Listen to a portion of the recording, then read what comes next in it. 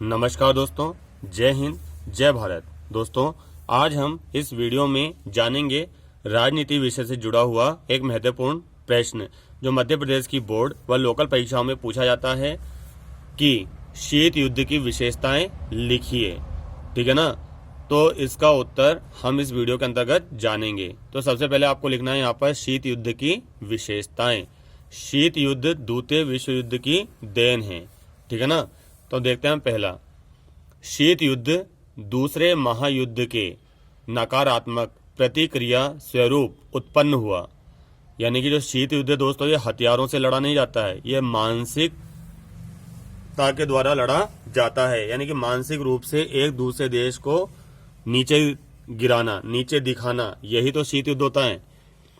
यानी शीत युद्ध दूसरे महायुद्ध के नकारात्मक प्रतिक्रिया स्वरूप उत्पन्न हुआ और इसमें परस्पर बदले की भावना सर्वोपरि रही है दोस्तों।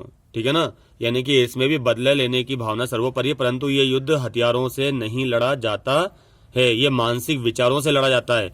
ये विश्व मंच पर एक दूसरे देश को नीचे गिराने की दृष्टि से लड़ा जाता है दोस्तों। ठीक है ना। ये खेलों में एक दूसरे को हराने की दृष्टि से लड़ा जाता है दोस्तों।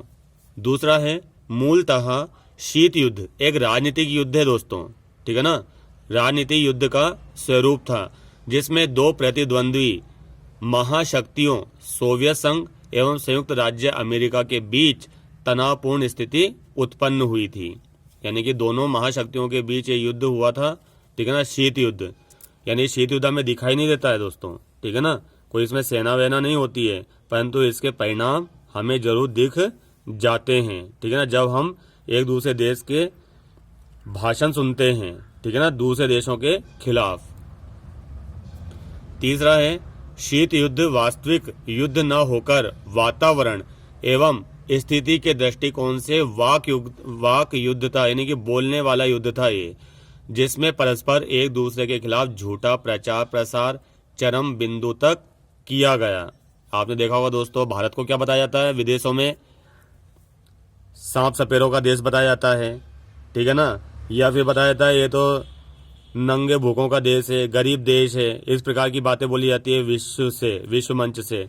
अभी आपने देखा होगा द कश्मीर फाइल के बारे में भी इसी प्रकार जो फिल्म है, इसके बारे में भी ऐसे झूठा प्रसार किया गया ताकि देश पर वैचारिक हमला किया जाए। कुछ मूर्ख लोग जो होते हैं देश के, वो इन बातों में आ जाते हैं। आई बात समझ में? क्योंकि उन्हें पता ही नहीं होता शीत युद्ध आखिर होता क्या है। चौथा है, शीत युद्ध में जासूसी, गुप्त संधियां, प्रादेशिक गठबंधन तथा अनेक सैन्य समझौते करके शक्ति का प्रसार करना सर्वोपरि होता है दोस्तों। पांचवा है, अंतर्राष्ट्रीय समुदाय के राष्ट्रों की राजनीति तथा गैर राजनीतिक समस्याएं शीत युद्ध की प्रयोगशाला है दोस्तों। अंतर्राष्ट्रीय समुदाय के जो राष्ट्र होते हैं ना, कि राजनीति तथा गैर राजनीतिक समस्याएं शीत युद्ध की प्रयोगशाला है। यहाँ पर बड़े बड़े प्रयोग किए जाते हैं कि छोटे देशों को किस प्रकार अपने अंडर में किया जाए, कैसे उनको नीचे गिराया जाए। आई बात समझ में? तो ये है शीत युद्ध जो हमें द्वितीय विश्व युद्ध के बाद देखने को मिला। किसके खिलाफ? सोवियत संघ और अमेरिका के खिलाफ। और धीरे धीरे ये शीत युद्ध अब छोटे देशों में भी फैलता जा रहा है। उम्मीद है आज का वीडियो को पसंद आया होगा, समझ भी आया होगा। मेरे चैनल को लाइक करें, शेयर करें व सब्सक्राइब करें। धन्यवाद दोस्तों।